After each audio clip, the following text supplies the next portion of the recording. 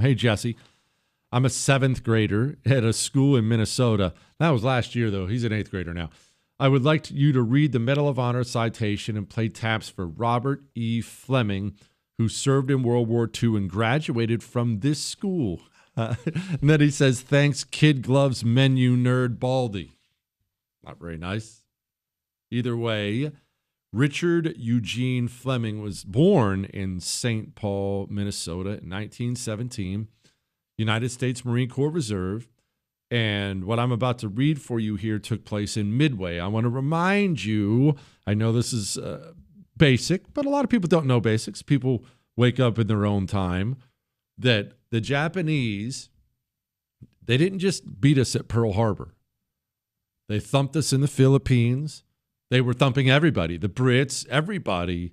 They were expanding rapidly, and they were on their way to Hawaii. Wrap your mind around that. The Japanese were coming to Hawaii, not for another Pearl Harbor bombing. They were coming to take it. We can't even wrap our minds around that now, but they were coming to take the Hawaiian Islands. And part of their plan was to ambush us at Midway. Well, take out Midway Island. And we, through our intelligence service, we were essentially reading their mail. We pieced together enough information and figured out, wait a minute, there's a large force going to attack Midway, to ambush Midway. What if we ambush them? And so we assembled all these ships, all these aircraft carriers. But I want you to keep in mind, attacking ships in a plane is a very, very dangerous affair. Not only are they shooting at you, the ship itself, other planes are shooting at you. There are endless mechanical failures. It is something that can end up fatally. The pilots of World War II, all of them, but especially the Pacific pilots, should deserve your unending respect. It was a dangerous, dangerous job, and many of them didn't make it home. And our success at Midway, when we thumped the Japanese at Midway, it stopped that expansion. They never expanded again. From then on, we started to push back the tide. So, without further ado, Richard Eugene Flemming, United States Marine Corps. Ready, aim, Honoring those who went above and beyond. It's Medal of Honor Monday.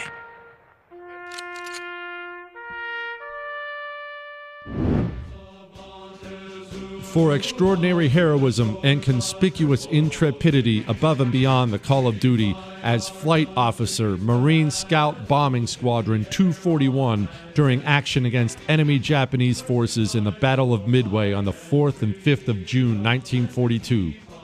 When his squadron commander was shot down during the initial attack upon an enemy aircraft carrier, Captain Flemming led the remainder of the division with such fearless determination that he dived his own plane to the perilously low altitude of 400 feet before releasing his bomb.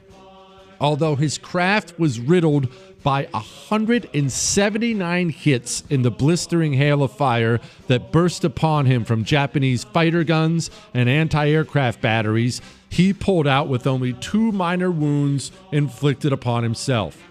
On the night of 4th of June, when the squadron commander lost his way and became separated from the others, Captain Flemming brought his own plane in for a safe landing at its base despite hazardous weather conditions and total darkness. The following day, after less than 4 hours of sleep, he led the 2nd Division of his squadron in a coordinated glide bombing and dive bombing assault upon a Japanese battleship. Undeterred by a fateful approach glide during which his ship was struck and set afire, he grimly pressed home his attack to an altitude of 500 feet, released his bomb to score a near miss on the stern of his target, then crashed to the sea in flames. His dauntless perseverance and unyielding devotion to duty were in keeping with the highest traditions of the U.S. Naval Service. Plane in flames, ready to blow up, or even worse, burn to death. And he continued on so he could drop his bomb and try to land one last shot. Captain Flemming.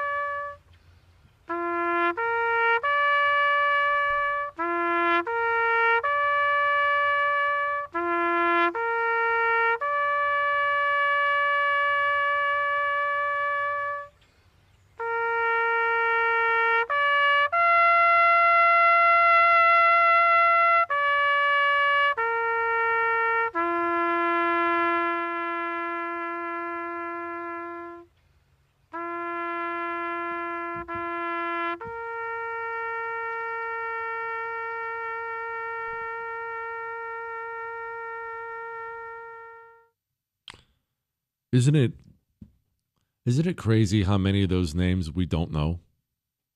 You don't know, and I don't know. There were so many, and it was so long ago. But not just World War II, right? And any conflict. How many names of Iraq and Afghanistan? How many do you know? We did an event with Tunnel to Towers one time. I did an event with Tunnel to Towers in Washington, D.C., where it was all day long and had a bunch of different speakers, but there weren't really speeches that I can remember. The entire day was reading every name of those who gave their lives in Iraq and Afghanistan. And I remember as I was looking at my list before I went up there, I remember thinking to myself, I didn't know any of these names.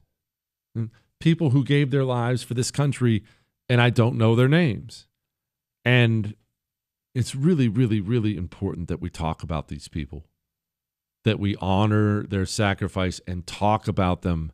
That is part of how we are going to form a new generation, a better generation, better one than we are. That's the idea, right? That's the goal. And I'll tell you, I see a lot of the elements there from what I see in young people today. I see an opportunity for the next generation to be so much better than us, certainly better than me, but so much better than we are, and bolder and more willing to engage.